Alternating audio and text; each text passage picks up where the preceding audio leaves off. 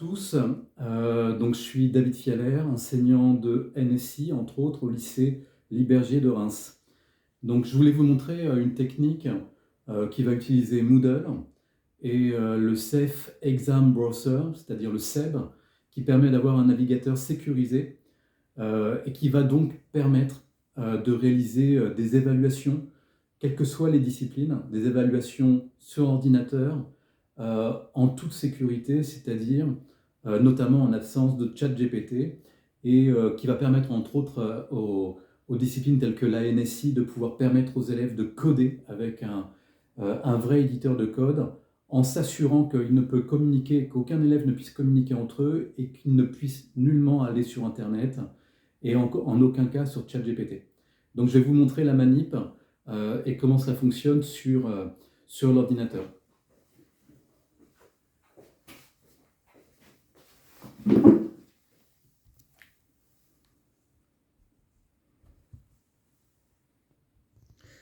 Alors, je suis obligé de filmer mon ordinateur, tout simplement parce que le Safe Exam Browser ne me permet pas d'enregistrer mon écran. C'est-à-dire, à partir du moment où le Safe Exam Browser est activé, il n'y a plus rien qui peut se passer, qui peut être enregistré. Donc on va voir ça. Donc ici on est donc sur le Moodle. Test NSI, lancer l'épreuve. Alors, il faudra toujours faire... Alors, ça passe par Moodle, ensuite ça passe par questionnaire, et dans le questionnaire, vous devez...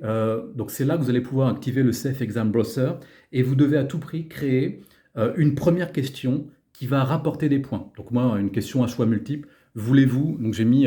voulez-vous faire ce test, oui ou non? Et ça rapporte des points, et ça permet donc au questionnaire de fonctionner. S'il n'y a pas de question qui permet de rapporter des points, vous ne pourrez pas faire tout simplement votre épreuve qui évite ChatGPT. Et ensuite, dans cette question, vous mettez un lien, une URL, et cette URL va pouvoir ouvrir un Jupyterlite. Donc c'est ça qui va être intéressant. Donc je vais lancer l'épreuve pour que vous puissiez voir. Alors ici en dessous, là, si l'élève ou l'étudiant n'a pas déjà téléchargé Safe Exam Browser, s'il ne l'a jamais fait, eh bien, il clique sur ce bouton une première fois, et donc ça installe Safe Exam Browser. Et puis, dans un second temps, s'il l'a déjà installé, donc une première fois, eh bien, il n'y a pas besoin de le réinstaller sur son ordinateur propre, hein. Il n'a plus qu'à lancer Safe Exam Browser. Donc, on est dans le questionnaire, il aura tous ces boutons en visuel et il n'a plus qu'à cliquer sur Lancer Safe Exam Browser. Alors, à ce moment-là, Safe Exam Browser s'active et va donc sécuriser l'ordinateur. Je vais peut-être un petit peu baisser ici la luminosité. À ce moment-là, il y a bien évidemment, on tombe, puisqu'on est sur Moodle, sur un questionnaire Moodle, on tombe sur l'identification du bureau numérique. Donc je vais m'identifier. L'élève donc pourra s'identifier avec son propre identifiant.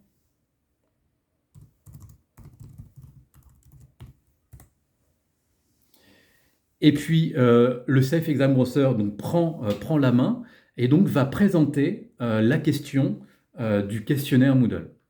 Donc là, on est bien sur le test NSI, lancer l'épreuve. Il y a déjà eu une tentative, j'ai déjà fait une tentative, mais j'ai mis tentative illimitée. Donc je vais cliquer ici sur continuer la dernière prévisualisation. Donc je clique. Et là, j'obtiens donc la première question. Voulez-vous commencer ce test? Donc moi, j'ai déjà mis oui, c'est déjà coché en vert. Mais surtout ici, j'ai mis un lien. J'ai mis un lien vers le Jupyterlite qui est sur mon dépôt GitHub. Donc je vais cliquer sur ce lien. L'élève doit cliquer sur le lien pour commencer l'épreuve. On clique sur le lien. Et là, vous voyez, en haut à gauche, voilà, on a le Jupyterlite qui s'ouvre. Et on est sur un Jupyterlite classique, c'est-à-dire que l'élève peut très bien, ça peut être une épreuve d'histoire géo, de maths ou quoi que ce soit. L'enseignant aura mis ici à gauche des documents dans le dépôt GitHub et ces documents serviront à faire l'épreuve. Donc à tout moment, l'élève peut ouvrir un éditeur de texte et écrire, répondre aux questions. D'accord? Il peut répondre aux questions, etc. Et puis il peut sauvegarder ce texte. Alors on va voir tout à l'heure comment ça fonctionne, comment est-ce qu'il peut sauvegarder et comment est-ce qu'il peut renvoyer. Je vous rappelle qu'on est toujours, un petit peu plus bas, en bas à gauche, on est toujours ici, là, sur le Safe Exam Browser. OK?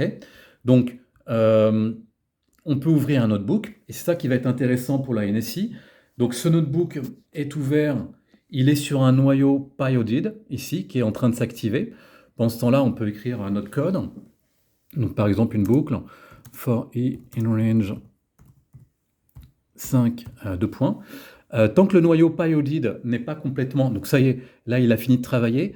Donc il a pris la bonne couleur, donc il a mis le for en vert. Je fais entrer, il a la bonne indentation. Donc là on est vraiment sur du Python. Je fais un print bonjour, par exemple. Et je fais un shift entrée pour l'exécuter. Donc vous voyez, donc l'élève, l'étudiant peut travailler en Python. Donc en NSI ou toute autre formation IUT d'informatique ou autre, il peut travailler en Python. Il a l'impossibilité complète. Vous voyez, si jamais je fais sortir, eh bien en fait, il est toujours dans le Safe Exam Browser. Il peut aller nulle part ailleurs. Il doit rester dans le Safe Exam Browser et il a uniquement accès à ce Jupyter-Lite. Donc, il peut construire du code en Python, par exemple. Il peut construire du texte avec un éditeur de texte. Il va ensuite, donc on fait un clic droit sur Untitled. Il fait un clic droit, il fait Rename. Donc, on va le renommer. On va l'appeler épreuve 1. On fait Rename. Et épreuve 1 apparaît dans les documents à gauche. D'accord? C'est en local, hein, ça ne s'affiche pas en réel dans le depository, dans le dépôt GitHub. Hein.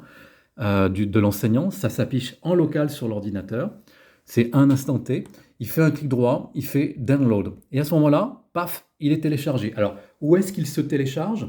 Eh bien, il se télécharge sur l'ordinateur, réellement sur l'ordinateur de l'élève.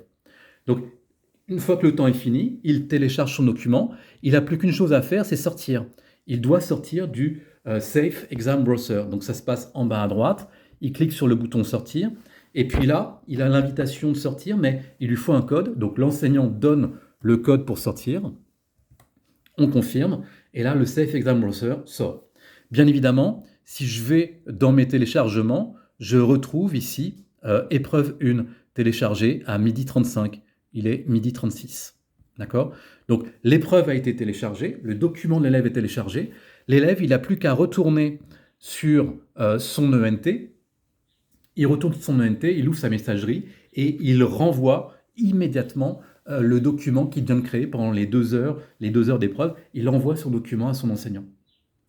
Et à ce moment-là, vous êtes sûr que l'épreuve, il l'est faite de manière totalement sécurisée, sans accès à quelque information que ce soit à Internet, sans accès à ChatGPT, sans accès à ses camarades.